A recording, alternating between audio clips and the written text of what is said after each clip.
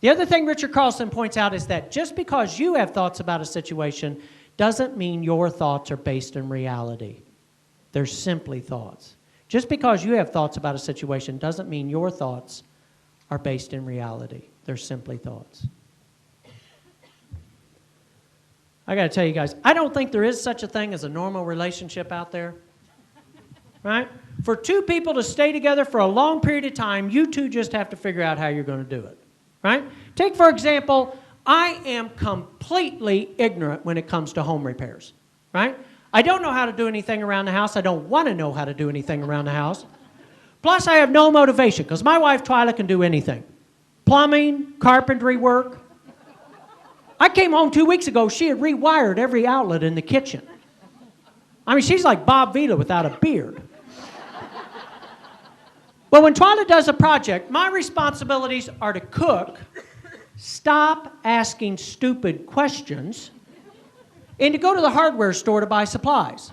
Because I don't know if you people notice this, but the guys who work at the hardware store treat every man walking in there like he knows what he's talking about, and every woman walking in there like she doesn't. Right? Talk about not having thoughts based in reality.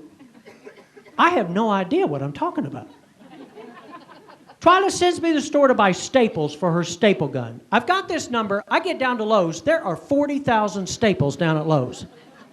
Not one of them number M5613. So I bought a new staple gun that had staples in it.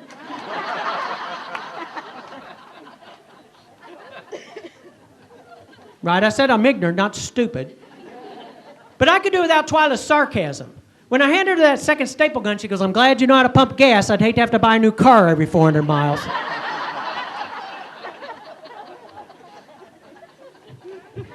She sends me to the store to buy lumber. The entire drive down there, I'm rehearsing. I need 5 number 1 2x4s, 8 feet long. 5 number 1 2x. Walk in, find the lumber guy, and I go, "Hey, son, I need 5 number 1 2x4s, 8 feet long." I nailed it. No pun intended, right? He goes, "Oak or pine?" I'm thinking, come on, Kent, you've watched Trading Spaces. You ought to be able to do this. So I looked at him and I go, "Well, we're working up there in the attic. What would you suggest?" He goes, "Well, it depends. Are you working on the joist?" Oh, God.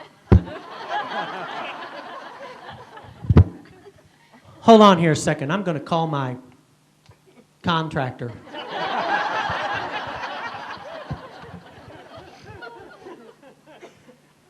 "Yeah, honey? You want oak or pine?" "'Cause the lumber boy's asking." "Pine. Oh, hey, when the buzzer goes off, take the meatloaf out of the oven."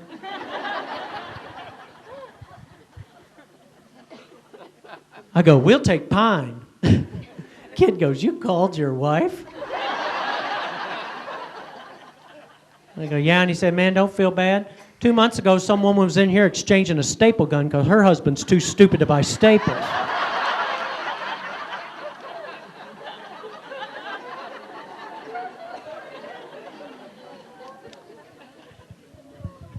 Yeah, that makes me feel better. If you learn nothing else from me, begin to recognize that you are the architect of your stress. And your stress comes from your thoughts. And your thoughts about situations that you find stressful are no more important than your thoughts about any other situation. They're simply thoughts.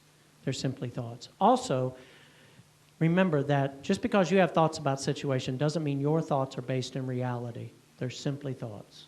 They're simply thoughts.